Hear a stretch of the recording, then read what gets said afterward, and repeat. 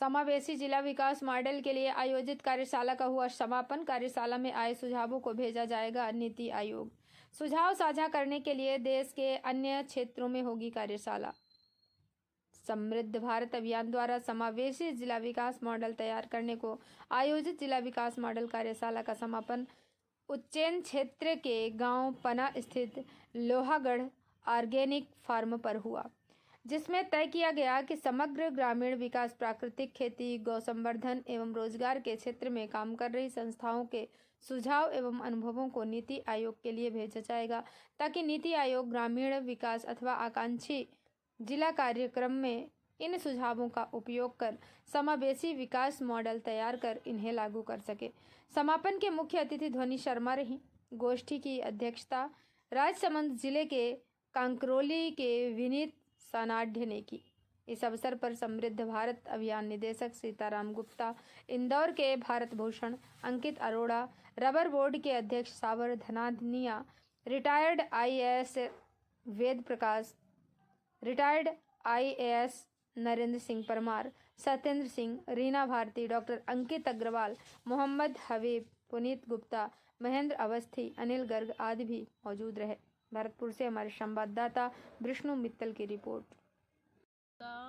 जो public policy के ऊपर कि हम यहाँ के लिए क्या कर सकते हैं, क्या बेहतर हो सकता है, क्या बेहतरीन हो सकता है, उसको पेपर पे ला सकें और इसके उत्थान के लिए उसको पेपर के पे लाने के बाद सरकार के साथ मिलकर इसका प्रयास कर सकें। ये है रिजल्ट आया है, जिसमें सबने अपने सुझाव भी दिए हैं। हम भरतपुर के लिए क्या क्या कर सकते हैं। भरतपुर बहुआयामी है, अपने आप में ऐतिहासिक धरोहर भी एक समेटे हुए हैं, तो हमें इन सारी चीज़ों को देखकर ग्राम्य संस्कृति, पर्यटन, इस सब का समावेश इसमें रहेगा। ठीक है, ग्राम्य पर्यटन से संस्कृति और संस्कृति के साथ पर्यावरण और इसी से उद्योगों का उद्गम होगा। कहीं ना कहीं सब एक दूसरे के धारक हैं, इन धारकों को ही हमने एक साथ संजोना है। दिन की हमने कार्यशाला आयोजित की है समृद्ध भारत अभियान के तहत में, और इसमें हिंदुस्तान के जाने माने जो गणमान्य नागरिक हैं वो पधारे हैं।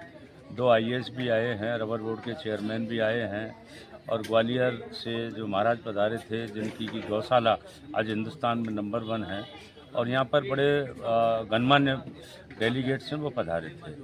और इसका एक ही उद्देश्य था कि जितने डिस्ट्रिक्ट डेवलपमेंट मॉडल्स हुए हैं उनमें उनके ऊपर विचार किया जाए। तो भरतपुर एक डिस्ट्रिक्ट डेवलपमेंट मॉडल है, दूसरा कनेरी मठ है, और तीसरा धौलपुर है, चौथा हरदा है। तो इस तरह से सारे मॉडल्स पर आज चर्चा की है, और इन मॉडल्स के जो अच्छी चीज़ें हैं वो अच्छी चीज़ें उसमें समावेश की गई हैं।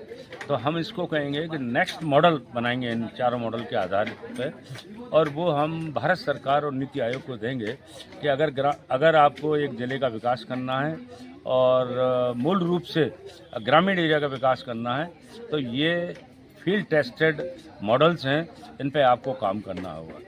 न केवल हमने चर्चा की है, लोगों की हमने फील्ड विजिट कराई है। आज हम लोहागढ़ कृषि फार्म पे खड़े हुए हैं, और उस लोहागढ़ कृषि फार्म को हम लोगों ने दिखाया है कि किस तरह से यहाँ पर विष मुक्त खेती हो रही है, और विष मुक्त खेती हो रही है जो स्वास्थ्य के लिए बहुत ज़रूरी है।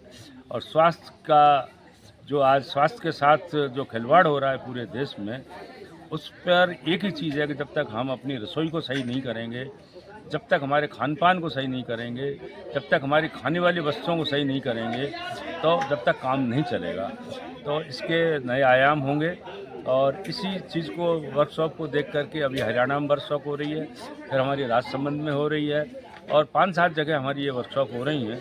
तो हम ये अभियान चला रहे हैं, और हम ये कह सकते हैं कि जो विकसित भारत का प्रधानमंत्री जी का सपना है $30 ट्रिलियन का, मैं समझता हूं कि 40 से लेकर $50 ट्रिलियन का हो सकता है, अगर इसी पेस से हमारी जितनी स्वयंसेवी संस्था हैं और जो काम करने वाले आदमी काम करें तो।